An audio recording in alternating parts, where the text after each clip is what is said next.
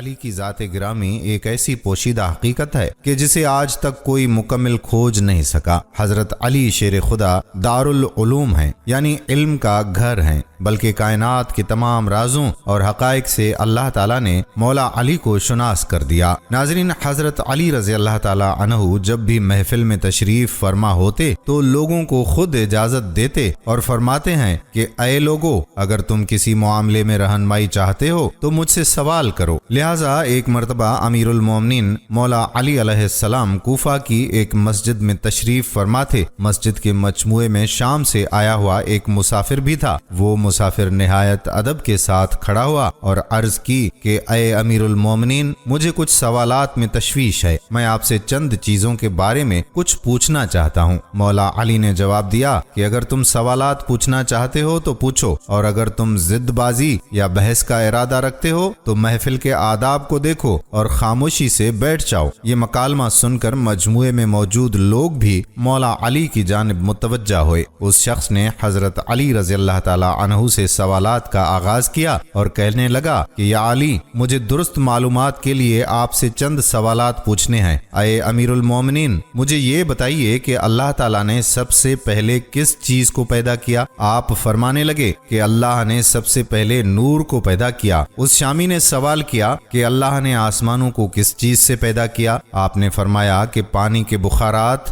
بھاپ سے پیدا کیا۔ اس نے اگلا سوال کیا کہ بھلا زمین کس چیز سے بنائی گئی؟ مولا علی نے فرمایا کہ پانی کی جھاگ سے۔ اس نے پھر سوال کیا کہ پہاڑ کس چیز سے بنائے گئے؟ آپ نے فرمایا پانی کی موجوں سے۔ اس نے پھر سوال کیا کہ مکہ کو ام القریٰ کیوں کہا جاتا ہے؟ مولا علی نے جواب دیا کیونکہ زمین اس کے نیچے سے بچھائی گئی۔ اس نے پھر سوال کیا کہ آسمان دنیا کس چیز سے بنا؟ آپ نے فرمایا کہ رکی ہوئی فوج سے۔ اس نے پھر سوال کیا کہ سورج اور چاند کا طول و عرض کیا ہے؟ آپ نے فرمایا 900 فرسخ ضرب 900 فرسخ۔ اس نے پھر سوال کیا کہ ستارے کا طول و عرض کیا ہے؟ آپ نے فرمایا کہ 12 فرسخ ضرب 12 فرسخ۔ اس نے پھر سوال کیا کہ 7 آسمانوں کے رنگ اور ان کے علیحدہ علیحدہ نام بتائیں۔ آپ نے فرمایا کہ دنیا کے آسمان کا نام رفیع ہے اور وہ پانی اور دھوئیں سے بنا ہوا ہے۔ آسمان دوم کا نام فیدوم یا قیزوم ہے، اس کا رنگ تانبے جیسا ہے۔ آسمان سوم کا نام معدون یا الماروم ہے، اس کا رنگ ملتا جلتا ہے۔ آسمان چہارم کا نام ارفلون ہے، اس کی رنگت چاندی جیسی ہے۔ آسمان پنجم ہیعون ہے، اس کی رنگت سونے جیسی ہے۔ آسمان ششم کا نام عروس ہے اور وہ سبز یاقوت کا ہے۔ آسمان ہفتم کا نام اجما ہے اور وہ سفید موتی کا ہے۔ اب اس شامی نے پھر سوال کیا کہ بیل ہمیشہ کیوں سر جھکائے رہتا ہے اور کبھی بھی آنکھ اٹھا کر آسمان کی طرف نہیں دیکھتا؟ مولا علی نے فرمایا کہ جب سے بنی اسرائیل نے گائے کی پوجا کی ہے اس دن سے بیل بیچارہ شرم کی وجہ سے آسمان کی جانب آنکھ نہیں اٹھاتا۔ ناظرین، اس نے پھر سوال کیا کہ یا امیر المومنین، کہ وہ کون سے نبی ہیں جنہوں نے بیک وقت 2 بہنوں سے نکاح کیا تھا؟ امیر المومنین مولا علی علیہ السلام نے جواب دیا کہ وہ حضرت یعقوب بن اسحاق علیہ السلام تھے جنہوں نے حبار اور راحیل دونوں سے بیک وقت نکاح کیا تھا۔ اس کے بعد اللہ تعالیٰ نے 2 بہنوں سے بیک وقت نکاح کو حرام کر دیا۔ اس نے پھر سوال کیا کہ مد و جزر کیا ہے؟ مولا علی نے جواب دیا کہ اللہ تعالیٰ نے سمندروں پر ایک فرشتہ مقرر کیا ہے جس کا نام رومان ہے۔ جب وہ اپنے قدم سمندر میں رکھتا ہے تو مد پیدا ہوتی ہے اور جب وہ پاؤں نکالتا ہے تو جزر پیدا ہوتی ہے۔ اس نے پھر سوال کیا کہ جنات کا باپ کون ہے؟ امیر المومنین مولا علی علیہ السلام نے جواب دیا کہ جنات کے جد اعلیٰ کا نام شومان ہے اور اسے اللہ تعالیٰ نے آگ کے شعلے سے پیدا کیا تھا۔ اس نے پھر سوال کیا یا امیر المومنین، کیا اللہ تعالیٰ نے قوم جنات کی طرف کسی نبی کو مبعوث کیا؟ حضرت علی کرم اللہ وجہ الکریم نے جواب دیا جی ہاں، اللہ نے ایک نبی کو مبعوث کیا تھا جس کا نام یوسف تھا۔ نبی نے انہیں اللہ کی دعوت دی، انہوں نے اس نبی کو قتل کر دیا تھا۔ اس نے پھر سوال کیا کہ ابلیس کا آسمان میں کیا نام تھا؟ مولا علی نے جواب دیا کہ آسمان میں اس کا نام حارث تھا۔ اس نے پھر سوال کیا کہ آدم کا نام آدم کیوں رکھا؟ حضرت علی کرم اللہ وجہ الکریم نے جواب دیا کیونکہ وہ عدیم ارض زمین کی کھال سے بنائے گئے تھے۔ اس شامی نے پھر سوال کیا کہ میراث میں مرد کو 2 حصے اور عورت کا 1 حصہ کیوں ہے؟ مولا علی نے فرمایا کہ حوا نے خوشہ اٹھایا، اس پر 3 دانے تھے، 1 اس نے خود کھایا اور 2 آدم کو کھلائے، اس لیے عورت کا 1 حصہ اور مرد کے 2 حصے مقرر ہوئے۔ اس نے پھر سوال کیا کہ کون سے انبیاء مختون پیدا ہوئے؟ حضرت علی کرم اللہ وجہہ نے جواب دیا کہ اللہ تعالیٰ نے آدم، شیس، ادریس، نوح، سام بن نوح، ابراہیم، داؤد، سلیمان، لوط، اسماعیل، موسیٰ، عیسیٰ اور محمد مصطفیٰ صلی اللہ علیہ وآلہ وسلم کو مختون پیدا کیا۔ اس شامی نے پھر سوال کیا کہ آدم کی عمر کتنی تھی؟ مولا علی نے جواب دیا 930 سال۔ اس نے پھر سوال کیا کہ سب سے پہلے شعر کس نے کہے؟ مولا علی نے جواب دیا کہ آدم نے۔ اس نے پھر سوال کیا کہ حضرت آدم نے شعر کب اور کیوں کہے؟ تو حضرت علی کرم اللہ وجہہ نے جواب دیا کہ جب آدم زمین پر اترے تو انہوں نے زمین کی خاک اور وسعت اور ہوا کو دیکھا، اور پھر جب قابیل نے حابیل کو قتل کیا تو حضرت آدم علیہ السلام نے شعر کہے تھے۔ اس نے پھر سوال کیا کہ حضرت آدم علیہ السلام فراق جنت میں کتنا روئے اور انہوں نے کس قدر آنسو بہائے تھے؟ امیر المومنین مولا علی علیہ السلام نے بتایا کہ حضرت آدم علیہ السلام فراق جنت میں 100 سال تک روتے رہے اور ان کی دائیں آنکھ سے دجلہ اور بائیں آنکھ سے فرات جتنے آنسو نکلے تھے۔ اس نے پھر سوال کیا کہ حضرت آدم علیہ السلام نے کتنے حج کیے تھے؟ حضرت علی رضی اللہ تعالی عنہ نے جواب دیا کہ انہوں نے 70 حج پیدل کیے تھے۔ جب وہ پہلا حج کرنے گئے تھے تو ایک السرد یعنی بڑے سر کا پرندہ جو چھوٹی چڑیوں کا شکار کرتا ہے ان کے ساتھ تھا، جو انہیں پانی کے مقامات کی رہنمائی کرتا تھا، اور وہ پرندہ ان کے ہمراہ جنت سے آیا تھا، اس لیے السرد اور خطاف کے کھانے سے منع کیا گیا ہے۔ اس نے پھر سوال کیا کہ کفر کی ابتدا کس نے کی اور پہلا کافر کون تھا؟ مولا علی علیہ السلام نے جواب دیا کہ کفر کی ابتدا ابلیس سے ہوئی اور وہی کائنات کا پہلا کافر ہے۔ اس نے پھر سوال کیا کہ نوح علیہ السلام کا اصل نام کیا تھا؟ حضرت علی رضی اللہ تعالی عنہ نے جواب دیا کہ نوح کا اصل نام سکن تھا۔ انہیں نوح کہنے کی وجہ یہ ہے کہ انہوں نے 950 برس تک قوم پر نوحہ کیا تھا۔ اس نے پھر سوال کیا کہ کشتی نوح کا طول و عرض کیا تھا؟ حضرت علی رضی اللہ تعالی عنہ نے جواب دیا کہ اس کا طول 800 ہاتھ اور عرض 500 ہاتھ اور سطح زمین سے اس کی بلندی 80 ہاتھ تھی۔ اس کے بعد وہ شامی بیٹھ گیا اور 10 آدمیوں کی ایک جماعت نے مولا علی علیہ السلام سے سوال کیا کہ علم اور دولت دونوں میں سے کس کو برتری حاصل ہے؟ برائے مہربانی سب افراد کو الگ الگ جواب عطا فرمائیں۔ ان لوگوں کے سوال کے حضرت علی کرم اللہ وجہ الکریم نے 10 مختلف جواب ارشاد فرمائے۔ دولت فرعون کا ورثہ ہے اور علم انبیاء کا عطیہ۔ دولت کی حفاظت تم کرتے ہو جبکہ علم تمہاری حفاظت کرتا ہے۔ جس کے پاس دولت ہو اس کے بہت سے دشمن ہوتے ہیں اور جس کے پاس علم ہو اس کے بہت سے دوست ہوتے ہیں۔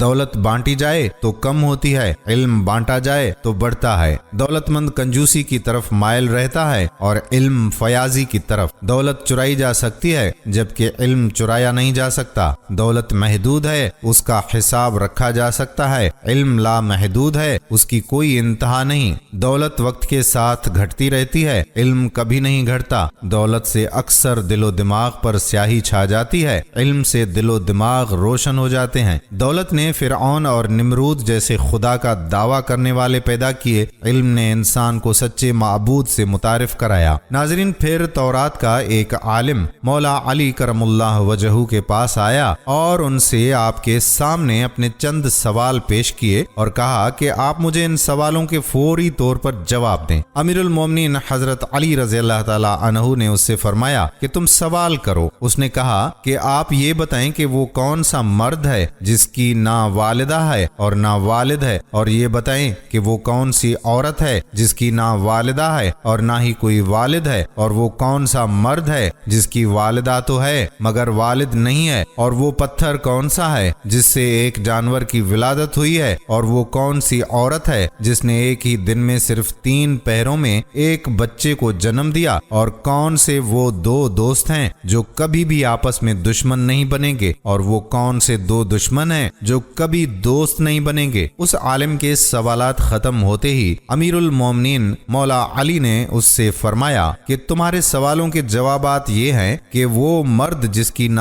والدہ ہے اور نہ والد وہ حضرت آدم علیہ السلام ہے، اور وہ عورت جس کی نہ والدہ ہے اور نہ ہی والد وہ حضرت بی بی حوا علیہ السلام ہے۔ جس پتھر کے بارے میں تم نے پوچھا ہے یہ وہ پتھر ہے جس سے حضرت صالح علیہ السلام کی اونٹنی کی پیدائش ہوئی تھی، اور وہ عورت جس نے ایک ہی دن میں 3 پہروں میں ایک بچے کو جنم دیا تھا وہ حضرت مریم علیہ السلام ہے، جن کو ایک پہر میں حمل ٹھہرا، دوسرے پہر میں زچگی کا درد ہونا شروع ہوا، اور تیسرے پہر میں حضرت عیسیٰ علیہ السلام کی ولادت پاک ہو گئی۔ اور وہ دوست جو کبھی بھی آپس میں دشمن نہ بنیں گے وہ روح اور جسم ہے، اور وہ دشمن جو آپس میں کبھی بھی دوست نہیں بنیں گے موت اور زندگی ہے۔ یہ جوابات سن کر وہ عالم حیرت کے سمندر میں کھو گیا اور کہنے لگا، یا علی، بلا شبہ آپ نے درست جواب دیے ہیں، اور واقعی آپ علم کا سمندر ہیں۔ امیر المومنین حضرت علی علیہ السلام بنی ہاشم کے چشم و چراغ تھے۔ یہ خاندان حرم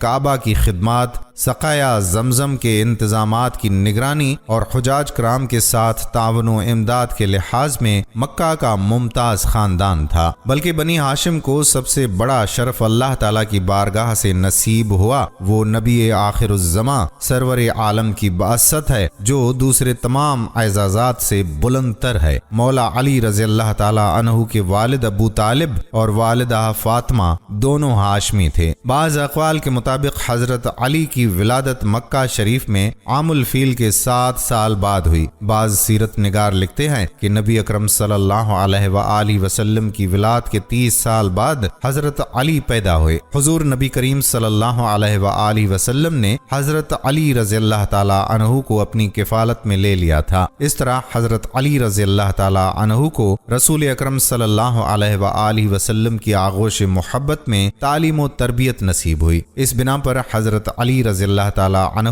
ابتدائی طور پر امور خیر کی طرف راغب اور بت پرستی جیسی جاہلانہ رسوم سے دور رہتے تھے۔ حضور نبی کریم صلی اللہ علیہ وآلہ وسلم نے اللہ تعالیٰ کی طرف سے مبعوث ہونے کے بعد اسلام کی طرف دعوت دینے کا آغاز پہلے اہل خانہ سے فرمایا۔ حضرت خدیجۃ الکبریٰ رضی اللہ تعالی عنہا نے سب سے پہلے اس دعوت کو قبول کر لیا اور پہلی مسلمان خاتون ہونے کا شرف حاصل کیا۔ حضور نبی پاک صلی اللہ علیہ وآلہ وسلم کے حلقہ احباب میں سب سے پہلے حضرت ابوبکر صدیق نے دعوت حق قبول کر لی اور سب سے پہلے مسلمان بالغ مرد ہونے کا شرف حاصل کر لیا۔ اسی طرح نوخیز لڑکوں میں سب سے پہلے نبی پاک کے گھر میں تربیت پانے والے حضرت علی کرم اللہ وجہ الکریم مشرف باسلام ہوئے، اور غلاموں میں سب سے پہلے حضور نبی پاک صلی اللہ علیہ وآلہ وسلم کے خادم حضرت زید رضی اللہ تعالی عنہ بن حارثہ نے مسلمان ہونے کی سعادت حاصل کی۔ ناظرین، حضور نبی کریم صلی اللہ علیہ وآلہ وسلم نے اپنے تمام قریبی رشتہ داروں کو اپنے گھر میں جمع کر کے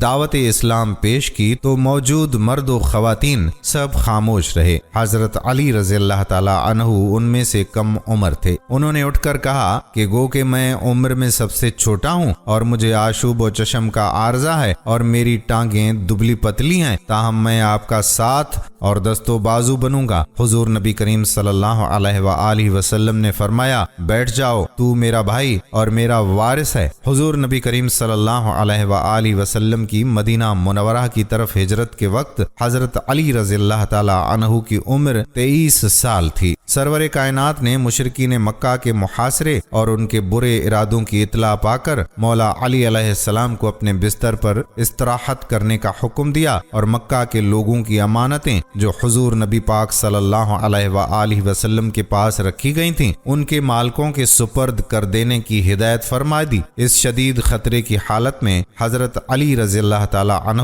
حضور نبی کریم صلی اللہ علیہ وآلہ وسلم کے بستر پر سکون و اطمینان کے ساتھ ساتھ محو خواب ہو گئے۔ مشرکین مکہ یہ سمجھتے رہے کہ آپ صلی اللہ علیہ وآلہ وسلم ہی اپنے بستر پر موجود ہیں۔ وہ علل صبح اپنے ناپاک ارادے کی تکمیل کے لیے اندر آئے تو یہ دیکھ کر حیران رہ گئے کہ حضور کریم کی جگہ آپ کا ایک جانثار اپنے آقا پر قربان ہونے کے لیے موجود ہے۔ درا حالیہ کے حضور نبی کریم صلی اللہ علیہ وآلہ وسلم حضرت ابوبکر صدیق کو ساتھ لے کر رات کے وقت میں مدینہ منورہ جانے کے لیے نکل چکے تھے۔ مشرکین اپنی اس غفلت کی بنا پر ایک دوسرے پر برہم ہوتے رہے اور حضرت علی رضی اللہ تعالی عنہ کو چھوڑ کر اپنے اصل مقصد کی تلاش میں روانہ ہو گئے۔ حضرت علی کرم اللہ وجہہ نبی اکرم صلی اللہ علیہ وآلہ وسلم کے مکہ سے تشریف لے جانے کے بعد 2 یا 3 دن مکہ میں رہے اور حضور نبی پاک صلی اللہ علیہ وآلہ وسلم کی ہدایت کے مطابق لوگوں کی امانتیں ان کے سپرد کر کے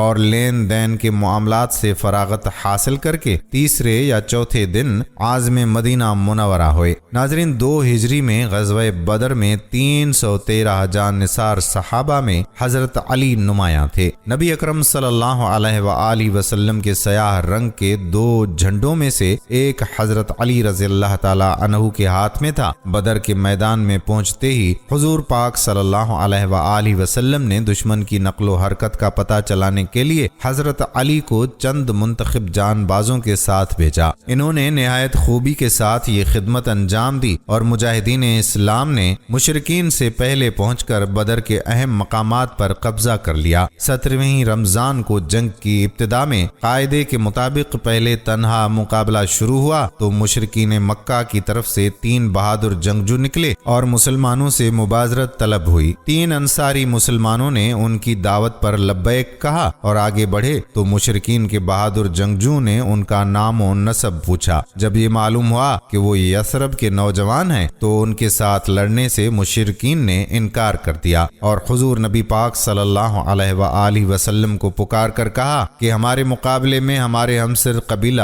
قریش کے آدمی بھیجو۔ اس پر حضور نبی پاک صلی اللہ علیہ وآلہ وسلم نے اپنے خاندان کے 3 قریبی عزیزوں حضرت حمزہ رضی اللہ تعالی عنہ مولا علی علیہ السلام اور حضرت عبیدہ رضی اللہ تعالی عنہ بن حارث کو میدان میں بھیجا۔ مولا علی نے اپنے حریف ولید کو ایک ہی وار میں تہہ تیغ کر دیا۔ اس کے بعد جھپٹ کر حضرت عبیدہ رضی اللہ تعالی عنہ کی مدد کی اور ان کے حریف کو بھی قتل کر دیا۔ اس کے بعد عام جنگ شروع ہوئی تو حضرت علی کرم اللہ وجہہ نے اپنی شجاعت کے جوہر دکھائے اور بہت سے کفار کو جہنم واصل کر دیا۔ ناظرین، 3 ہجری میں غزوہ احد میں حضرت علی رضی اللہ تعالی عنہ نے حضرت مصعب بن عمیر رضی اللہ تعالی عنہ کی شہادت کے بعد آگے بڑھ کر علم سنبھالا اور بے جگری کے ساتھ داد شجاعت دی۔ اس غزوہ میں حضور کریم صلی اللہ علیہ وآلہ وسلم زخمی ہو گئے تھے۔ حضرت علی رضی اللہ تعالی عنہ چند صحابہ اکرام کے ساتھ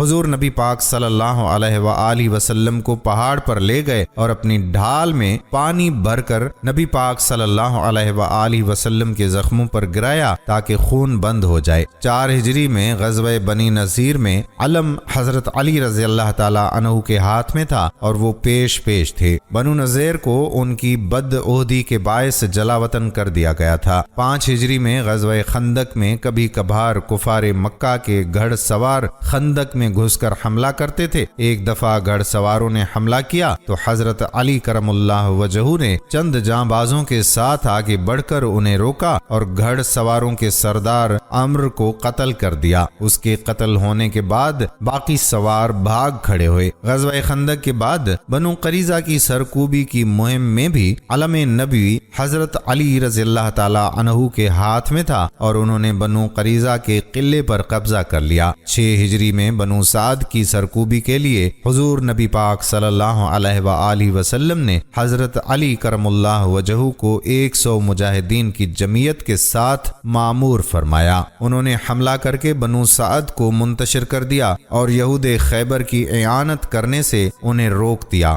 بنو سعد کے 500 اونٹ اور 2000 بکریاں مال غنیمت میں لے آئے۔ 7 ہجری میں فتح خیبر کا شرف بھی مولا علی علیہ السلام کو حاصل ہوا۔ اس معرکہ میں بھی حضور نبی کریم صلی اللہ علیہ وآلہ وسلم نے اپنا علم مولا علی علیہ السلام کو دیا تھا، اور علم دینے سے ایک دن پہلے فرمایا تھا کہ کل ایک ایسے بہادر کو علم دوں گا جو خدا اور رسول صلی اللہ علیہ وآلہ وسلم کا محبوب ہے، اور خیبر کی فتح اس کے ہاتھ سے ہی مقدر ہے۔ اس معرکہ میں حضرت علی رضی اللہ تعالی عنہ نے خیبر کے یہودیوں کے سردار مرحب کو ایک ہی وار میں ڈھیر کر دیا تھا، اور حیرت انگیز شجاعت کے ساتھ خیبر کے مضبوط قلعے کو فتح کر لیا۔ 8 ہجری میں فتح مکہ کے موقع پر حضور نبی کریم صلی اللہ علیہ وآلہ وسلم نے حضرت علی المرتضی شیر خدا کو حکم دیا کہ وہ حضرت سعد بن عبادہ رضی اللہ تعالی عنہ سے علم لے کر مکہ معظمہ میں داخل ہو جائیں۔ چنانچہ وہ مکہ میں داخل ہو گئے، اور مکہ معظمہ بغیر کسی خون ریزی کے فتح ہو گیا۔ کعبہ کو بتوں سے پاک کرتے ہوئے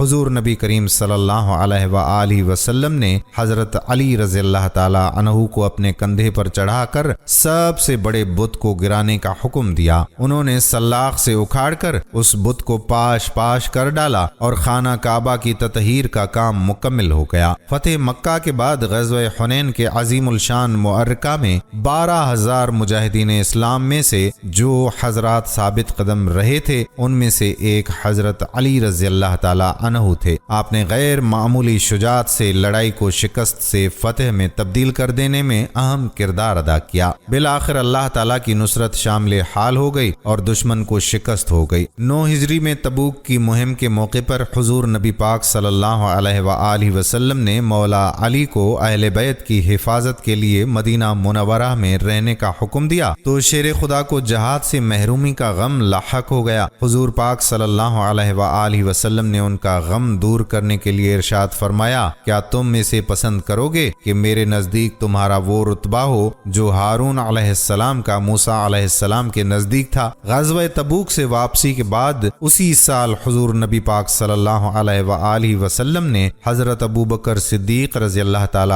عنہ کو امیر حج بنا کر روانہ فرمایا تھا۔ اس کے بعد حضور نبی کریم صلی اللہ علیہ وآلہ وسلم پر مدینہ منورہ میں سورۃ توبہ نازل ہوئی۔ حضور نبی پاک صلی اللہ علیہ وآلہ وسلم نے مولا علی علیہ السلام کو حکم دیا کہ وہ حج کے اجتماع عام میں جا کر اس سورت کو سنائیں اور یہ اعلان کر دیں کہ اس سال کے بعد کوئی مشرک حج کے لیے نہیں آ سکتا، اور کوئی شخص کعبہ کا طواف برہنہ ہو کر نہ کرے۔ رمضان 10 ہجری میں حضور نبی پاک صلی اللہ علیہ وآلہ وسلم نے مولا علی علیہ السلام کو یمن جا کر تبلیغ اسلام کا حکم دیا۔ اس موقع پر حضور نبی کریم صلی اللہ علیہ وآلہ وسلم نے حضرت علی کے حق میں یہ دعا فرمائی کہ اے خدا، اس کی زبان کو راست گو بنا اور اس کے دل کو ہدایت کے نور سے منور کر دے۔ اس دعا کے بعد نبی پاک صلی اللہ علیہ وآلہ وسلم نے حضرت علی المرتضی شیر خدا کو اپنا سیاہ علم دے کر یمن کی طرف روانہ فرما دیا۔ یمن میں مولا علی کی تعلیم و تقلین سے یمن کا اہم قبیلہ ہمدان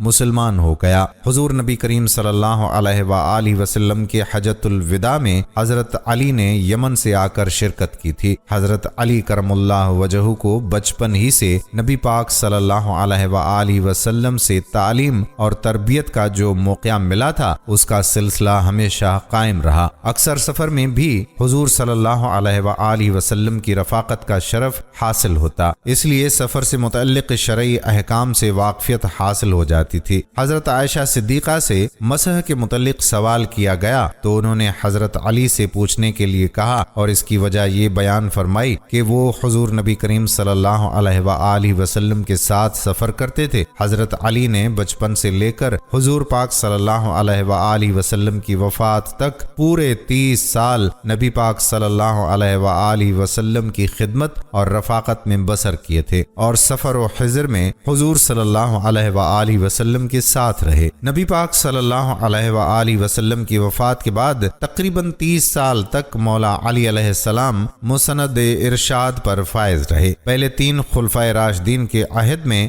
دعوت اور ارشاد اور قضاء کی خدمت حضرت علی کے سپرد رہی، اور اپنے زمانہ خلافت میں بھی مولا علی علیہ السلام کا فیض جاری رہا۔ مولا علی کی روایت کردہ حدیث کی تعداد 586 ہے۔ حضرت علی رضی اللہ تعالی عنہ نے حضور نبی کریم کے علاوہ اپنے رفقائے محترم اور ہم عصروں میں حضرت ابو بکر، حضرت عمر، حضرت مقداد بن اسود اور اپنی زوجہ محترمہ حضرت فاطمہ علیہما السلام سے بھی روایتیں کی ہیں۔ حضرت علی علیہ السلام کو فقہ و اجتہاد میں بھی کامل دستگاہ حاصل تھی۔ بڑے بڑے صحابہ کرام حضرت عمر اور حضرت عائشہ رضی اللہ تعالی عنہا کو بھی کبھی کبھی حضرت علی علیہ السلام کے فضائل و کمال کا ممنون ہونا پڑتا تھا۔ فقہ و اجتہاد کے لیے کتاب و سنت کے علم کے ساتھ سرعت فہم، دقیقہ سنجی اور غیر معمولی ذہانت کی بڑی ضرورت ہوتی ہے۔ مولا علی کو یہ سب کمالات اللہ تعالیٰ کی طرف سے عطا کیے گئے تھے۔ مشکل سے مشکل اور پیچیدہ مسائل کی تہ تک آپ کی نقطہ رس نگاہ آسانی سے پہنچ جاتی تھی۔ قرآن و سنت اور فقہ و اجتہاد میں گہری بصیرت کی بنا پر مولا علی علیہ السلام منصب قضا کے لیے بہت زیادہ موزون تھے۔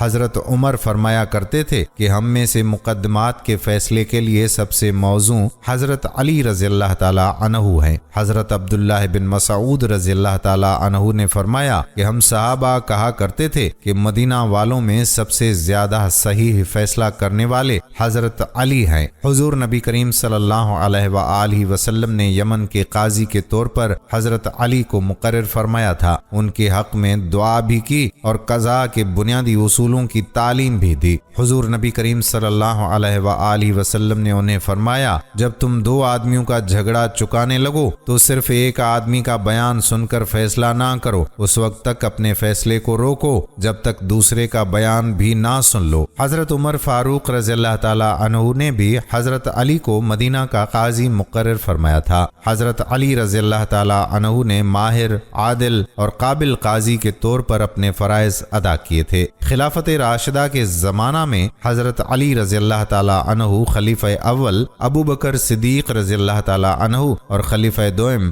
حضرت عمر رضی اللہ تعالی عنہ اور خلیفہ سوم حضرت عثمان رضی اللہ تعالی عنہ کے مشیر رہے تھے۔ حضرت علی کو مجلس شورا میں شامل رکھا گیا تھا۔ حضرت عمر کو جب کوئی مشکل معاملہ پیش آتا تو حضرت علی علیہ السلام سے مشورہ کرتے تھے۔ انہوں نے فرمایا تھا کہ اگر علی نہ ہوتے تو عمر ہلاک ہو جاتا۔ حضرت علی رضی اللہ تعالی عنہ کے عدالتی فیصلے اسلامی قانون کے بہترین نظائر کی حیثیت رکھتے ہیں، اس لیے اہل علم نے ان کو تحریری صورت میں مدعون کر دیا تھا۔ ناظرین، ایک جگہ میں لڑائی اپنے عروج پر تھی، موت کا رقص جاری تھا اور حضرت علی شیر خدا شہادت کے شوق میں میدان کارزار میں اپنی جان کی بازی لگاتے ہوئے کسی تردد و تامل اور بزدلی کے بغیر جوہر شجاعت دکھا رہے تھے اور بہت سے یہودیوں کو ٹھکانے لگا چکے تھے۔ قلعہ فتح ہونے کے قریب تھا کہ اچانک قلعہ کے پہرے داروں کا ایک گروہ نکلا اور اس گروہ کے ایک آدمی نے مولا علی علیہ السلام پر اس زور سے وار کیا کہ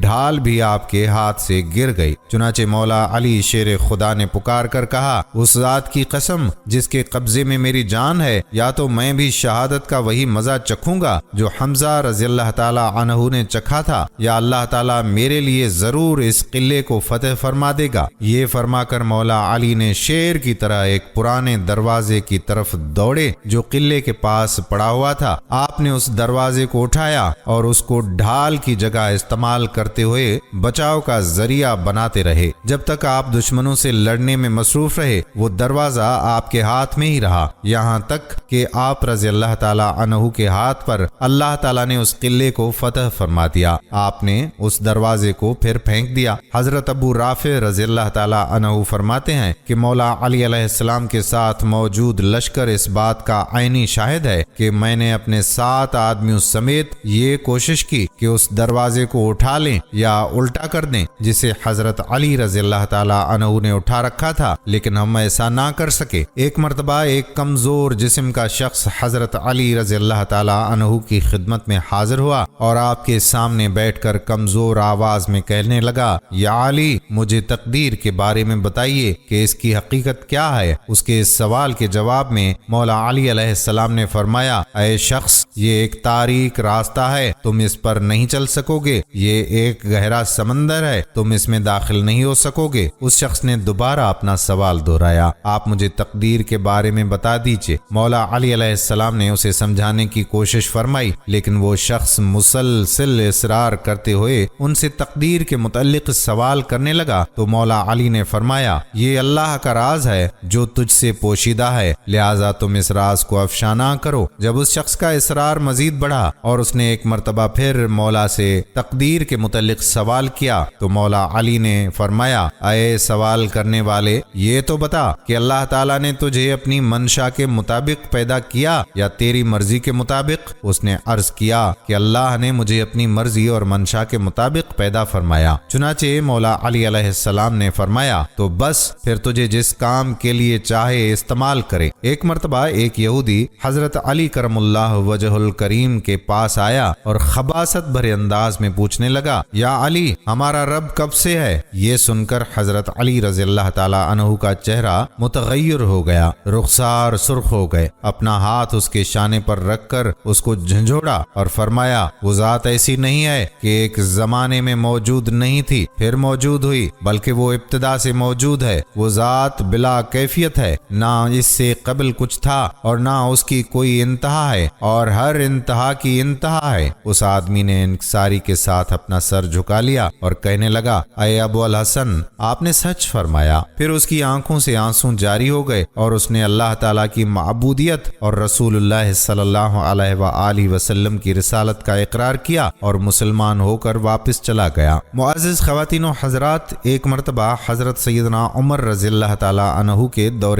خلافت میں ایک لڑکے کو زنا کے جرم میں سزا دینے کے لیے لے جایا جا رہا تھا۔ واضح رہے کہ اسلام میں شادی شدہ زانی کے لیے سنگسار اور غیر شادی شدہ کے لیے 80 کوڑے بطور سزا ہیں۔ وہ لڑکا اونچی اونچی آواز سے پکار رہا تھا کہ میں بے گناہ ہوں، مجھے سزا نہ دی جائے۔ مولا علی علیہ السلام کا وہاں سے گزر ہوا تو مولا علی نے اس لڑکے کی پکار سن کر سرکاری اہلکاروں کو رکنے کا حکم دیا اور لڑکے سے پوچھا، کیا معاملہ ہے؟ لڑکے نے کہا، یا علی، جس جرم کی نسبت میری طرف کی جا رہی ہے وہ میں نے نہیں کیا، دعویٰ کرنے والی میری ماں ہے۔ مولا علی رضی اللہ تعالی عنہ نے فرمایا کہ اس کی سزا کو روک دیا جائے، میں اس کیس کو دوبارہ سن لوں، اگر یہ لڑکا گناہگار ہوا تو تب سزا دینا۔ دوسرے دن مولا علی علیہ السلام نے عورت اور لڑکے کو عدالت میں طلب فرمایا۔ عورت سے پوچھا، کیا اس نے تیرے ساتھ غلط کیا ہے؟ اس نے کہا، ہاں۔ پھر حضرت علی رضی اللہ تعالی عنہ نے لڑکے سے پوچھا کہ یہ عورت تیری کیا لگتی ہے؟ تو اس نے جواب دیا کہ یہ میری ماں ہے۔ عورت نے اسے بیٹا ماننے سے انکار کر دیا۔ فیصلہ سننے کے لیے لوگوں کا بہت زیادہ ہجوم جمع تھا۔ مولا علی علیہ السلام نے فرمایا، تو اچھا، پھر اے عورت، میں اس لڑکے کا تیرے ساتھ اتنے حق مہر کے بدلے نکاح کرتا ہوں۔ تو عورت چیخ اٹھی، یا علی، کیا کسی بیٹے کا ماں کے ساتھ نکاح ہو سکتا ہے؟ مولا علی نے استفسار فرمایا کہ کیا مطلب؟ تو اس عورت نے جواب دیا کہ یا علی، یہ لڑکا تو واقعی میرا بیٹا ہے۔ اس پر حضرت سیدنا علی المرتضی شیر خدا نے فرمایا کہ کیا کوئی بیٹا اپنی ماں کے ساتھ بدکاری کر سکتا ہے؟ عورت نے کہا کہ نہیں۔ مولا علی نے فرمایا، تو پھر تو نے اس اپنے بیٹے پر ایسا الزام کیوں لگایا؟ تو عورت نے جواب دیا کہ یا علی، میری شادی ایک امیر کبیر شخص سے ہوئی تھی، اس کی بہت زیادہ جائیداد تھی، یہ بچہ ابھی کم سن دودھ پیتا ہی تھا کہ میرا خاوند مر گیا، تو میرے بھائیوں نے مجھے کہا کہ یہ لڑکا تو اپنے باپ کی جائیداد کا وارث ہے، اس کو کہیں چھوڑ آؤ۔ میں اسے کسی آبادی میں چھوڑ آئی، ساری جائیداد میری اور میرے بھائیوں کی ہو گئی۔ یہ لڑکا بڑا ہوا تو ماں کی محبت نے اس کے دل میں انگڑائی لی، یہ ماں کو تلاش کرتا کرتا میرے تک پہنچ گیا۔ میرے بھائیوں نے مجھے پھر ورغلایا کہ اس پر جھوٹا الزام لگا کر اس کی زندگی کا سانس ہمیشہ کے لیے ختم کر دیا جائے، تو میں نے اپنے ہی بیٹے پر جھوٹا الزام اپنے بھائیوں کی باتوں میں آ کر لگا دیا۔ حقیقت یہ ہے کہ یہ میرا بیٹا ہے اور بالکل بے گناہ ہے۔ جب اس قصے کا علم حضرت عمر ابن خطاب کو ہوا تو آپ نے فرمایا کہ اگر اگر آج علی نہ ہوتے تو عمر ہلاک ہو جاتا۔ ایک اور مشہور واقعہ جس میں حضرت عمر نے فرمایا کہ اگر علی نہ ہوتے تو میں ہلاک ہو جاتا، وہ یوں ہے کہ مدینہ منورہ میں ایک لڑکے کو گرفتار کر کے لے جا رہے تھے کہ اس لڑکے نے حضرت علی رضی اللہ تعالی عنہ کو دور سے دیکھ کر پکارا، کہا یا علی مجھے بچاؤ۔ مولا علی نے پوچھا کیا ہوا؟ تو لڑکا کہنے لگا یا علی میں بے گناہ ہوں، مجھے بے گناہی کے باوجود قتل کی سزا دی گئی ہے، مجھے بچاؤ، میں بے گناہ ہوں۔ مولا علی علیہ السلام نے پولیس کے آدمی سے پوچھا کہ کیا بات ہے؟ تو اس پولیس کے آدمی نے کہا کہ یا علی آپ کو معلوم نہیں کہ اس لڑکے نے اپنے مالک کو قتل کیا ہے اور مالک کے قتل کے بدلے میں اس کو قتل کیا جا رہا ہے۔ مولا علی نے اس لڑکے سے پوچھا کہ بھائی تو نے مالک کو قتل کیا ہے؟ اس لڑکے نے کہا کہ ہاں میں نے مالک کو قتل کیا ہے۔ تو مولا علی علیہ السلام نے فرمایا کہ پھر تو تیرا قتل اس قتل کے بدلے میں جائز ہے۔ تو اس لڑکے نے کہا کہ جائز نہیں ہے، کیونکہ میرا مالک میرے ساتھ برائی کا ارادہ کرتا تھا، میری عزت پر وہ حملہ کرنا چاہتا تھا، تو میں نے اپنی عزت کو بچانے کے لیے اس کو قتل کیا ہے۔ اور حضور صلی اللہ علیہ وآلہ وسلم کا حکم ہے کہ جو آدمی عزت کو بچانے کے لیے کسی کو قتل کر دے تو اس کے بدلے میں اس کو قتل نہیں کیا جاتا۔ سپاہی سے پوچھا کہ واقعی اس نے یہ کہا؟ سپاہی نے کہا کہ بات تو ٹھیک ہے، لیکن اس کے پاس اس واقعے کا کوئی گواہ نہیں ہے کہ وہ میرے ساتھ برائی کا ارادہ کرتا تھا، اس لیے خلیفہ وقت اور قاضی وقت نے یہ دیکھا کہ مالک قتل ہو گیا، اب مالک تو چلا گیا، اب کون بتائے کہ مالک نے اس کے ساتھ برائی کا ارادہ کیا تھا؟ اس کا کوئی گواہ بھی نہیں ہے، اس لیے ہم نے اسے قتل کی سزا دی ہے۔ وہ لڑکا رونے لگا، کہنے لگا واقعتاً میرے مالک نے میرے ساتھ برائی کا ارادہ کیا تھا۔ مولا علی رضی اللہ تعالی عنہ حضرت عمر کے پاس آئے اور آ کر فرمایا امیر المومنین آپ اس قتل کی تفتیش میرے سپرد کر دیں۔ مولا علی کے فیصلے بڑے گہرے ہوا کرتے تھے۔ حضرت عمر رضی اللہ تعالی عنہ نے فرمایا کہ ٹھیک ہے، اس قتل کی تفتیش آپ کریں۔ اب حضرت علی کرم اللہ وجہہ تفتیش کرنے کے لیے آئے۔ اس لڑکے سے پوچھا کہ بتا تیرے مالک کی قبر کہاں ہے؟ اس نے کہا کہ فلاں قبرستان میں ہے۔ مولا علی نے پولیس کے چند آدمیوں کو اپنے ساتھ لیا اور پولیس کے چند آدمیوں کے ہمراہ اس قتل کی تفتیش کے لیے قبرستان میں چلے گئے۔ جب قبرستان پہنچے تو پولیس کے آدمیوں سے کہا کہ اس کے مالک کی قبر کھودو۔ جب انہوں نے قبر کھودی تو قبر میں اس کے مالک کی لاش نہیں تھی۔ جب اس کی قبر میں مالک کی لاش نظر نہ آئی تو حضرت علی رضی اللہ تعالی عنہ واپس آ گئے اور حضرت عمر سے آ کر کہا کہ یہ لڑکا سچا ہے، وہ مالک واقعی اس کے ساتھ برائی کا ارادہ رکھتا تھا۔ حضرت عمر نے فرمایا کہ تمہارے پاس کیا دلیل ہے؟ تو مولا علی رضی اللہ تعالی عنہ نے فرمایا کہ میں نے حضور صلی اللہ علیہ وآلہ وسلم سے یہ حدیث سنی ہے کہ جو آدمی لڑکوں سے برائی کا ارادہ کرتا ہے، جب اس کا انتقال ہوتا ہے اور اس کو قبر میں ڈالا جاتا ہے تو اس کی لاش کو اٹھا کر قوم لوط کے قبرستان میں بھیج دیا جاتا ہے۔ تو اس لیے جب ہم نے اس کی قبر کو کوریدا تو اس قبر کے اندر اس کے مالک کی لاش نہیں تھی، جبکہ ابھی چند دن پہلے اس کو دفن کیا گیا تھا، اس لیے واقعی اس کا مالک اس کے ساتھ برائی کا ارادہ کرتا ہوگا۔ اس شک کا فائدہ دیتے ہوئے اس لڑکے کو بری کیا جاتا ہے۔ اس موقع پر حضرت عمر رضی اللہ تعالی عنہ نے فرمایا تھا کہ اگر آج علی رضی اللہ تعالی عنہ نہ ہوتے تو عمر ہلاک ہو جاتا۔ اسی طرح حضرت علی رضی اللہ تعالی عنہ کے دور میں دو مسافر چلنے کے بعد بہت تھک گئے تو انہیں شدید بھوک محسوس ہوئی۔ دونوں سایہ دار درخت کے نیچے بیٹھ گئے اور اپنے اپنے کھانے کے برتن کھولے۔ ایک کے پاس 5 روٹیاں تھیں اور دوسرے کے پاس 3۔ ابھی کھانا شروع بھی نہیں کیا تھا کہ تیسرا مسافر پاس سے گزرا۔ سلام کرنے پر دونوں نے جواب دے کر کھانے کی دعوت دی، اس نے قبول کر لی۔ تینوں نے کھانا کھایا۔ کھانا کھانے کے بعد وہ صاحب کھڑے ہو گئے اور 8 درہم دیتے ہوئے کہا کہ جو کھانا تناول کیا ہے اس کے عوض یہ درہم قبول کر لیجئے۔ اس کے جانے کے بعد دونوں کے درمیان رقم کی تقسیم کو لے کر تنازع کھڑا ہو گیا۔ جس شخص کی 5 روٹیاں تھیں وہ 5 درہم خود رکھنے پر اور 3 دوسرے کو دینے پر بضد تھا۔ جس شخص کی 3 روٹیاں تھیں وہ رقم کو برابر تقسیم کرنے کا خواہاں تھا۔ آخر فیصلے کے لیے حضرت علی علیہ السلام کے پاس حاضر ہوئے، پورا واقعہ سنایا تو مولا علی رضی اللہ تعالی عنہ نے 3 روٹیوں والے سے کہا کہ جب تمہاری 3 روٹیاں تھیں تو تمہیں 3 درہم پر راضی ہونا چاہیے تھا، مگر وہ اڑ گیا۔ مولا علی نے فرمایا کہ تمہارا ساتھی 3 درہم دے کر تم پر احسان کر رہا ہے، دراصل تم 1 درہم کے حقدار ہو۔ اس شخص نے ادب سے کہا کہ سبحان اللہ، اگر انصاف کا یہی تقاضا ہے تو مجھے وجہ بتائیے، میں 1 درہم پر راضی ہو جاؤں گا۔ مولا علی نے سمجھاتے ہوئے فرمایا کہ روٹیاں 8 تھیں اور کھانے والے 3، ظاہر ہے کہ 8 3 پر تقسیم نہیں ہو سکتا، اس لیے مانا جائے گا کہ تینوں نے برابر روٹیاں کھائی ہیں۔ سب کو مساوی کرنے کے لیے روٹیوں کے ٹکڑے مانے جائیں گے، ہر روٹی کو 3 ٹکڑوں میں تقسیم کیا جائے گا۔ اس طرح 8 روٹیوں کے 24 ٹکڑے ہوئے، اس حساب سے ہر شخص نے روٹی کے 8 ٹکڑے کھائے۔ اب چونکہ تمہاری 3 روٹیاں تھیں، ان کے 9 ٹکڑے ہوئے، جن میں سے 8 ٹکڑے تم نے خود کھا لیے، باقی بچا 1 ٹکڑا، وہ تیسرے شخص نے کھا لیا۔ تمہارے ساتھی کی 5 روٹیوں کے 15 ٹکڑے ہوئے، جن میں سے 8 اس نے اور باقی 7 تیسرے شخص نے کھائے۔ اس شخص نے تمہاری روٹیوں کا 1 ٹکڑا کھایا، اس لیے تمہارا حق 1 درہم ہے۔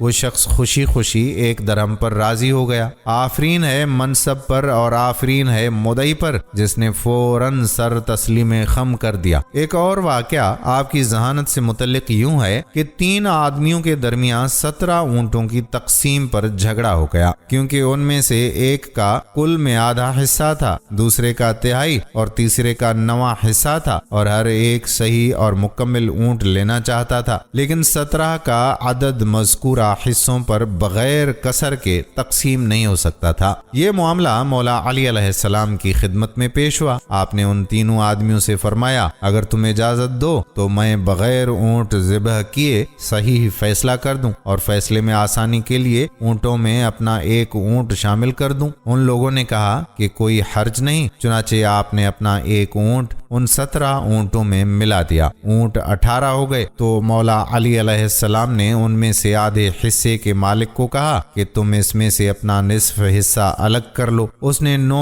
اونٹ علیحدہ کر لیے۔ پھر آپ نے تہائی حصے والے سے فرمایا، تم اپنے تہائی حصے یعنی 6 اونٹ الگ کر لو۔ اس کے بعد آپ نے 9ویں حصے والے سے فرمایا کہ تم 18 کا 9واں حصہ یعنی 2 اونٹ لے لو۔ اس نے اپنے 2 اونٹ لے لیے۔ اس طرح یہ سب 17 اونٹ پورے ہو گئے اور آپ نے اپنا اونٹ واپس لے لیا۔ تینوں حصے داروں نے اس تقسیم کو پسند کیا اور فیصلہ تسلیم کر لیا۔ ناظرین، مولا علی علیہ السلام کی بہت سی کرامات ہیں۔ آپ کی کرامتوں میں سے چند کرامات یہ ہیں کہ مقام صفین کو جاتے ہوئے مولا علی علیہ السلام کا لشکر ایک ایسے میدان سے گزرا جہاں پانی نایاب تھا۔ پورا لشکر پیاس کی شدت سے بے تاب ہو گیا۔ وہاں کے گرجا گھر میں ایک راہب رہتا تھا۔ اس نے بتایا کہ یہاں سے 2 کوس کے فاصلے پر پانی مل سکے گا۔ کچھ لوگوں نے اجازت طلب کی تاکہ وہاں سے جا کر پانی پئیں۔ یہ سن کر آپ اپنے خچر پر سوار ہو گئے اور ایک جگہ کی طرف اشارہ فرمایا کہ اس جگہ تم لوگ زمین کو کھودو۔ چنانچہ لوگوں نے زمین کی کھدائی شروع کر دی تو ایک پتھر ظاہر ہوا۔ لوگوں نے اس پتھر کو نکالنے کی انتہائی کوشش کی لیکن تمام آلات بیکار ہو گئے اور وہ پتھر نہ نکل سکا۔ یہ دیکھ کر آپ کو جلال آ گیا اور آپ نے اپنی سواری سے اتر کر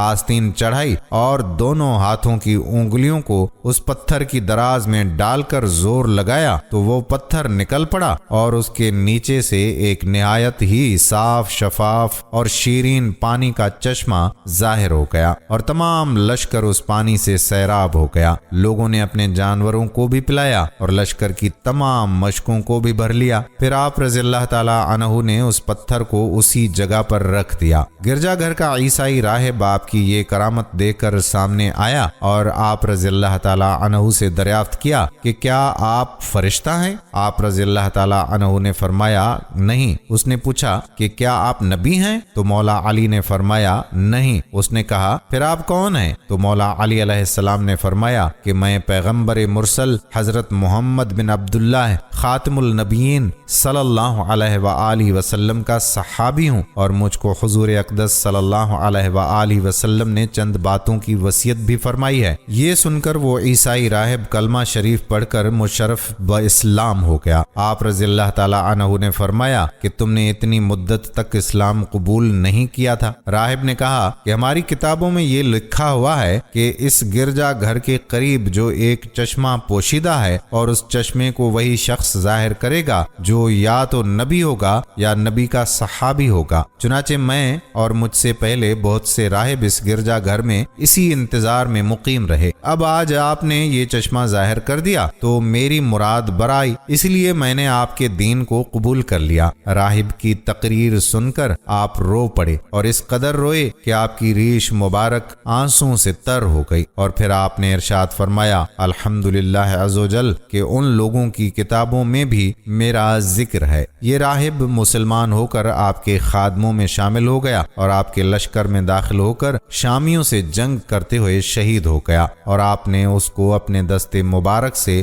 دفن کیا اور اس کے لیے مغفرت کی دعا فرمائی۔ حضرت عبد الرحمن بن ابی لیلہ رحمت اللہ علیہ کہتے ہیں کہ حضرت علی کرم اللہ وجہہ سردیوں میں ایک لنگی اور ایک چادر اوڑھ کر باہر نکلا کرتے تھے، اور یہ دونوں کپڑے پتلے ہوتے تھے، اور گرمیوں میں موٹے کپڑے ایسا جبہ پہن کر نکلا کرتے تھے جس میں روئی بھری ہوتی تھی۔ لوگوں نے مجھ سے کہا کہ آپ کے ابا جان رات کو حضرت علی المرتضیٰ رضی اللہ تعالی عنہ سے باتیں کرتے ہیں، آپ اپنے ابا جان سے کہیں کہ وہ مولا علی علیہ السلام سے اس بارے میں پوچھیں۔ میں نے اپنے والد سے کہا کہ لوگوں نے امیر المومنین کا ایک کام دیکھا ہے جس سے وہ حیران ہیں۔ میرے والد نے کہا کہ وہ کیا ہے؟ میں نے کہا کہ وہ سخت گرمی میں روئی والے جبہ اور موٹے کپڑوں میں باہر آتے ہیں اور انہیں گرمی کی کوئی پرواہ نہیں ہوتی، اور سخت ترین سردی میں پتلے کپڑوں میں باہر آتے ہیں، نہ انہیں سردی کی کوئی پرواہ ہوتی ہے اور نہ وہ سردی سے بچنے کی کوشش کرتے ہیں۔ تو کیا آپ نے ان سے اس بارے میں کچھ سنا ہے؟ لوگوں نے مجھے کہا ہے کہ جب آپ رات کو ان سے باتیں کریں تو یہ بات بھی ان سے پوچھ لیں۔ چنانچہ جب رات کو میرے والد حضرت علی المرتضیٰ رضی اللہ تعالی عنہ کے پاس گئے تو ان سے کہا کہ یا علی، لوگ آپ سے ایک چیز کے بارے میں پوچھنا چاہتے ہیں۔ تو مولا علی نے کہا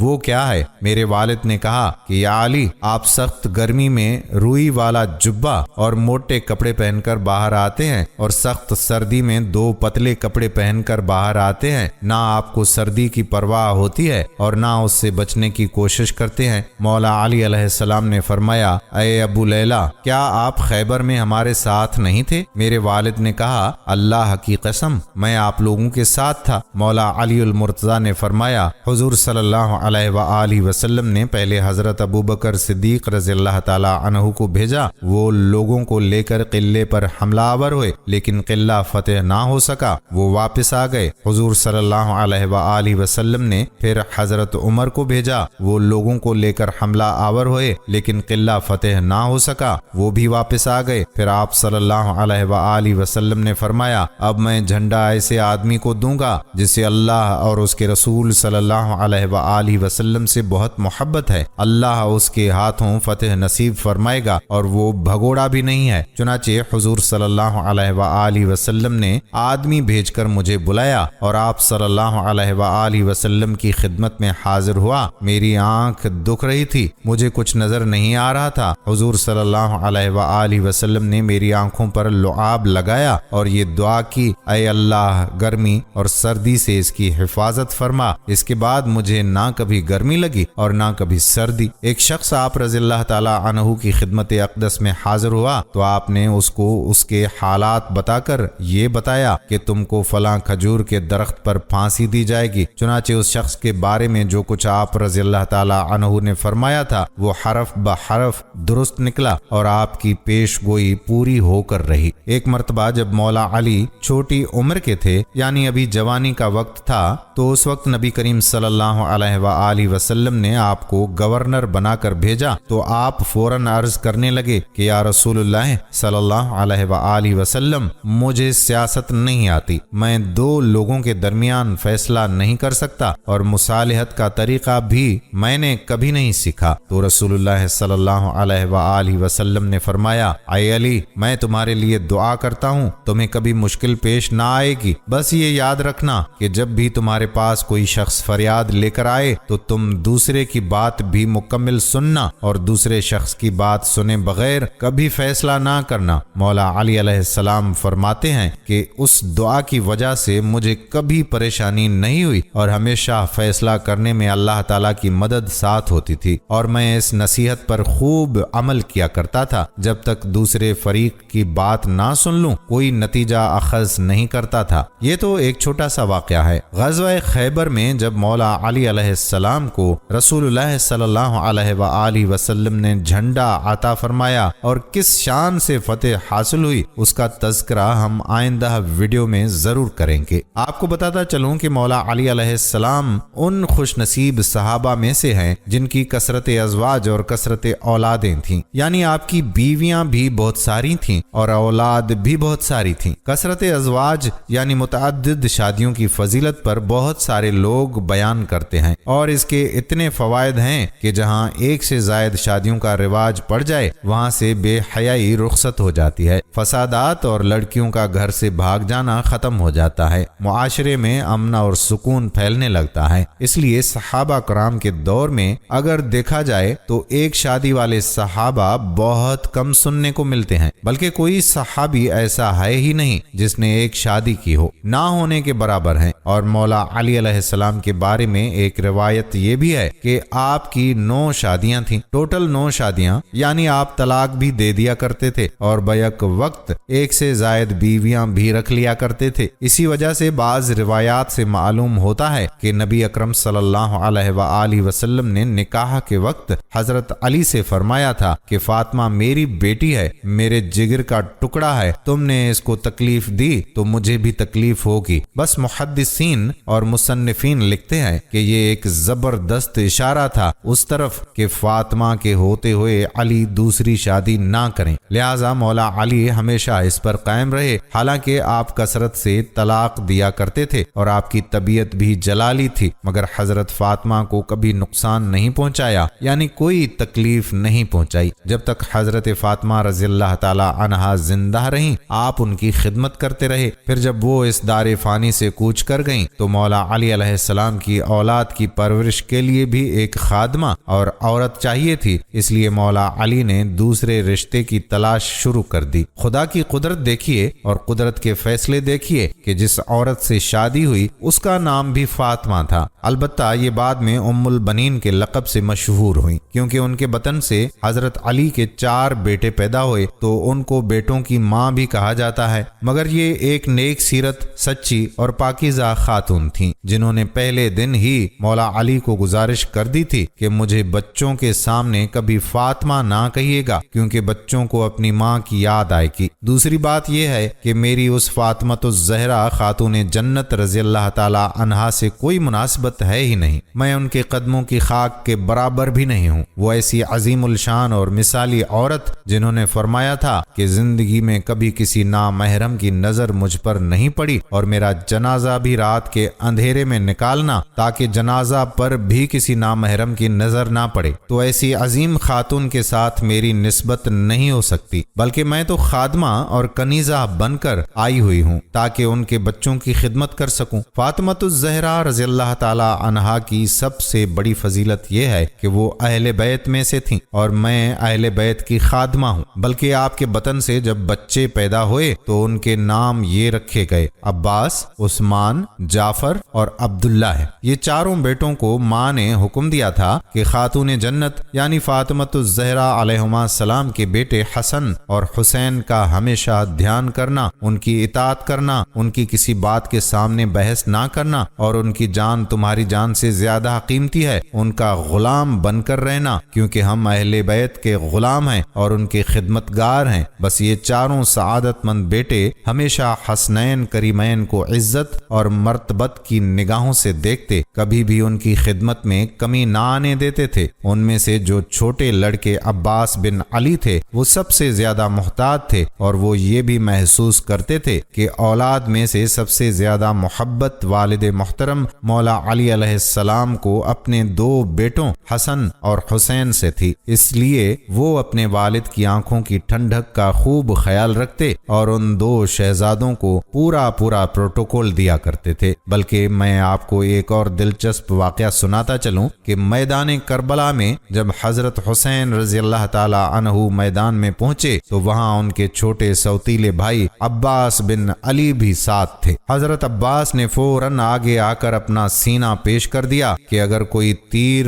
حسین کی طرف بڑھے گا تو وہ پہلے مجھے لگے گا۔ لوگ بہت حیران ہوئے اور حضرت حسین علیہ السلام بھی منع منع کرنے لگے کہ تم چھوٹے ہو اور تمہارے اندر اتنی ہمت بھی نہیں ہے۔ ایک شخص آیا اور کہنے لگا کہ یا عباس، تم ابھی چھوٹے ہو اور بڑوں کی حفاظت کرو گے، حالانکہ بڑے تو حسین ہیں، وہ تمہاری حفاظت کریں گے، تم پیچھے کھڑے ہو۔ مگر عباس بن علی نے، جو بہترین ماں کی تربیت یافتہ تھے، عجیب و غریب جواب دیا جو آب زر سے لکھنے کے قابل ہے۔ کہنے لگے کہ حسین میرے والد کی آنکھوں کی ٹھنڈک ہیں، گویا میرے والد کی آنکھیں ہیں اور ہم اپنے والد کے بازو ہیں، تو بازو تو آنکھوں کی حفاظت کرتے ہیں، اس میں کوئی حیرانی والی بات نہیں ہے۔ یہ سن کر مولا حسین بھی اس اخلاص اور جذبے کو دیکھ کر بے حد خوش ہوئے اور فوراً فرمایا، عباس جا کر پانی لے آؤ۔ جب حضرت عباس پانی لانے گئے تو مخالفین نے آپ پر تیر چلا دیے اور آپ کے گھٹنوں پر بھی تیر لگے اور آپ کو شہید کر دیا۔ شہید ہونے سے پہلے جب آپ کو تیر لگے ہوئے تھے اور دونوں بازو بھی زخمی تھے، یا پھر دونوں بازو تلواروں سے مخالفین نے کاٹ دیے تھے، تو اسی زخمی حالت میں جب آپ کو مولا حسین کے پاس لایا گیا تو حضرت حسین کی آنکھوں میں آنسو آ گئے، کیونکہ ابھی کچھ دیر پہلے انہوں نے اپنے جذبات سے حضرت حسین کے کلیجے کو ٹھنڈک پہنچائی تھی، اور اب یہ اس حال میں پیش کیے گئے کہ دونوں گھٹنوں پر تیر لگے ہوئے ہیں اور یہ آنکھوں سے عرض کر رہے ہیں کہ ان تیروں کو اپنے مبارک ہاتھوں سے نکال دیجئے۔ جب مولا حسین علیہ السلام نے وہ تیر نکالے تو خوش بخت اور نیک سیرت ماں کے بیٹے عباس بن علی کہنے لگے، آقا میری والدہ کو یہ پیغام ضرور دیجیے گا کہ میں نے ہمیشہ آپ کی خدمت کی ہے اور آج اپنے دونوں ہاتھوں سے معذور ہونے کی وجہ سے آپ کو تکلیف دی کہ آپ میرے گھٹنے پر پیوست تیروں کو نکال رہے ہیں، ورنہ اتنی بھی تکلیف آپ کو زندگی میں نہ پہنچنے دیتا۔ اللہ اکبر۔ یہ تو ایک بیٹے کی داستان تھی۔ ام البنین کے باقی تینوں بیٹے بھی اسی جنگ کربلا میں، یعنی میدان کربلا میں امام عالی مقام پر اپنی جان نچھاور کر گئے اور کبھی بھی اپنی والدہ کی تربیت کو پھیکا نہ پڑنے دیا۔ اور جب جنگ ختم ہوئی تو اہل بیت کے مقام کو سمجھنے والی اور خود کو کنیز سمجھنے والی عورت ام البنین کو خبر پہنچائی گئی کہ تمہارا بیٹا عباس شہید ہو گیا۔ پھر بتایا گیا کہ جعفر شہید ہو گیا اور تمہارا بیٹا عبداللہ اور عثمان بھی شہید ہو گیا۔ اس عورت نے چیختے ہوئے کہا کہ مجھے صرف یہ بتاؤ کہ میرے یہ سب بیٹے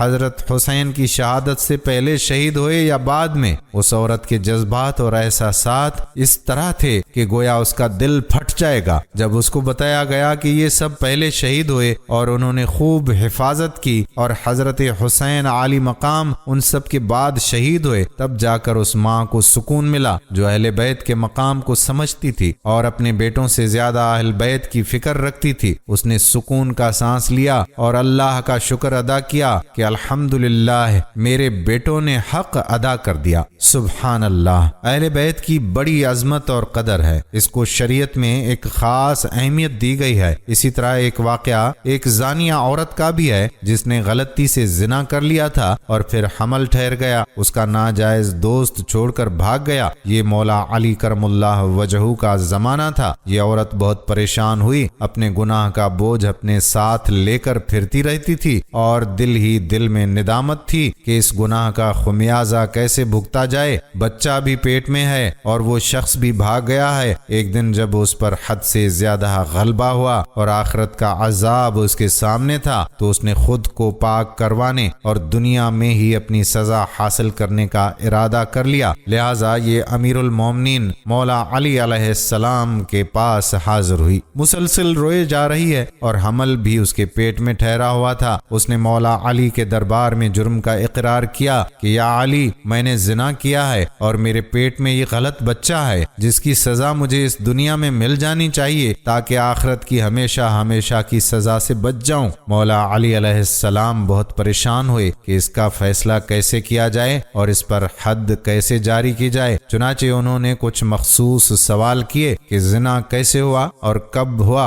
وغیرہ وغیرہ۔ ان کا ارادہ یہ تھا کہ اگر کوئی بھی شک و شبہ والی بات ہوگی یا عورت کمزور بات کرے گی تو اس سے حد ساقط ہو جائے گی اور اس کی جان بچ جائے گی۔ پھر امید ہے کہ اللہ تعالیٰ قیامت والے دن بھی اس کو معاف فرما دے گا۔ مگر اس عورت نے ہر بات کا جواب دے دیا جس سے حد زنا جاری ہوتی تھی اور زنا ثابت ہوتا تھا۔ اب کی بار حضرت علی نے اس کو حکم دیا کہ تم جاؤ اور وضع حمل تک صبر کرو، یعنی ابھی اس بات کا کسی سے بھی تذکرہ نہ کرنا، جب بچہ پیدا ہو جائے تو پھر میرے پاس آنا تاکہ بچہ ضائع نہ ہو اور بلا وجہ بچے کی موت نہ ہو۔ وہ عورت یہ سن کر صبر میں آ گئی اور کہنے لگی ٹھیک ہے۔ چند ماہ بعد جب وضع حمل ہو گیا تو دوبارہ اس کو فکر لاحق ہوئی کہ اگر میں مر گئی تو مجھے آخرت میں زانیہ جیسا عذاب ملے گا، اس سے بہتر ہے کہ دنیا میں ہی سزا مل جائے تاکہ آخرت کی ہمیشہ ہمیشہ رسوائی سے بچ جاؤں۔ وہ بچے کی ولادت سے فارغ ہوئی تو دوبارہ حضرت علی کرم اللہ وجہہ کے دربار میں حاضر ہو گئی۔ مولا علی پھر پریشان ہو گئے کہ میں نے تو سوچا تھا کہ یہ اپنا گناہ بھول جائے گی اور بچے کی خوشی سے اس کا خیال بدل جائے گا، مگر یہ پھر آ گئی۔ دوبارہ آپ نے وہی سوال دہرائے اور اس عورت نے تفصیلی حال بتلایا جس سے زنا ثابت ہوتا تھا، کوئی بھی شک و شبہ والی بات ہی نہیں تھی۔ اب مولا علی علیہ السلام نے حکم فرمایا کہ تم ابھی جاؤ اور بچے کو دودھ پلاؤ، تمہارے علاوہ بچے کا کوئی وارث نہیں اور اس کو پالنے والا بھی کوئی نہیں ہے، لہٰذا کم از کم 2 سال تک اس کو دودھ پلاؤ اور پھر واپس آنا، پھر حد جاری کریں گے۔ اس مرتبہ دوبارہ اس عورت کو سکون ہو گیا اور صبر آ گیا۔ وہ سوچنے لگی کہ بچے کا کوئی قصور نہیں ہے کہ میں اس کو اکیلا چھوڑ کر حد جاری کروا کے مر جاؤں۔ چنانچہ وہ 2 سال تک خوش و خرم رہی اور خوب توجہ اور محبت سے اپنے بچے کو پالا۔ جب وہ بچہ 2 سال کا ہو گیا اور کھانا وغیرہ کھانے لگا تو یہ عورت اب تیسری مرتبہ حاضر ہوئی۔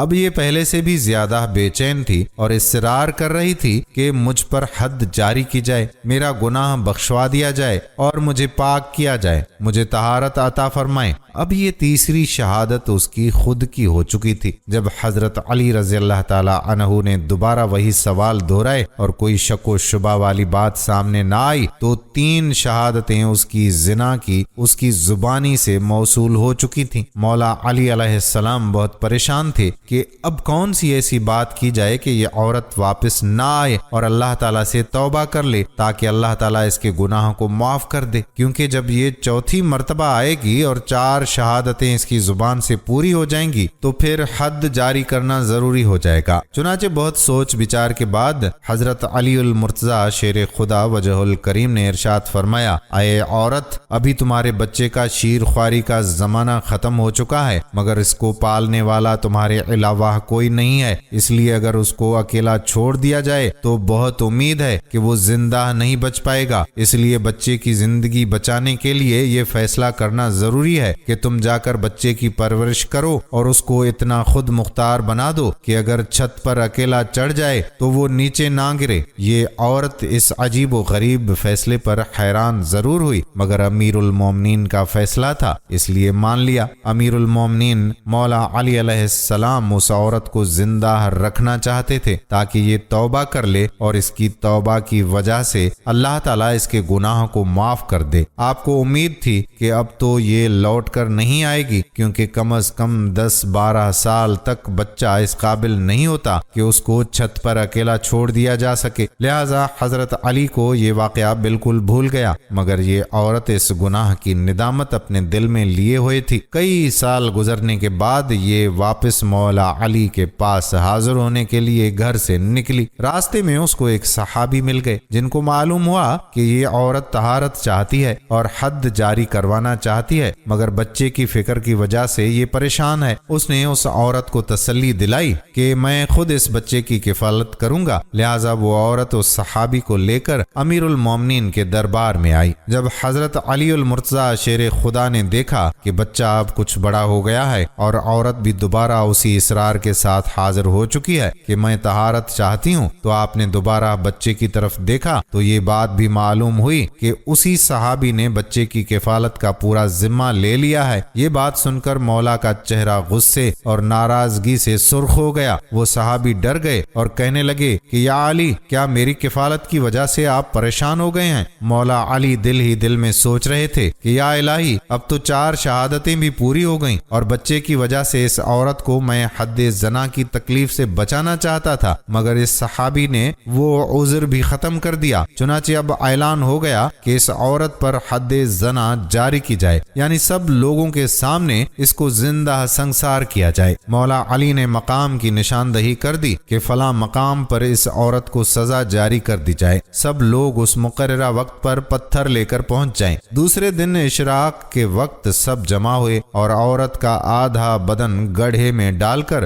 بند کر دیا گیا، باقی آدھے بدن پر پتھر برسانے کا حکم دیا تھا۔ اسی دوران ایک عجیب و غریب اعلان کیا گیا۔ مولا علی ایک اونچی چیز پر چڑھ کر لوگوں سے مخاطب ہوئے اور فرمایا، لوگو، تم میں سے کوئی بھی ایسا شخص اس کو پتھر نہیں مار سکتا جس کی اپنی گردن پر حد ہو۔ یہ عجیب و غریب شرط سن کر وہاں کے سارے لوگ منتشر ہو گئے۔ وہ سمجھ چکے تھے کہ پتھر مارنے میں تخفیف کی جا رہی ہے، لہذا صرف 2 بندے وہاں پر موجود تھے، حسنین کریمین، یعنی حضرت حسن رضی اللہ تعالی عنہ اور حضرت حسین رضی اللہ تعالی عنہ۔ آخرکار انہی دونوں نے پتھر مار کر اس عورت کو طہارت بخشی اور دنیا میں ہی اس کے کیے کی سزا دے دی تاکہ وہ آخرت میں ہمیشہ ہمیشہ کے لیے سرخرو ہو جائے۔ ناظرین، ہمارے سردار مولا علی علیہ السلام نے 4 برس 9 ماہ چند دن امور خلافت سر انجام دیے۔ آخرکار اس دنیا میں 63 سال گزار کر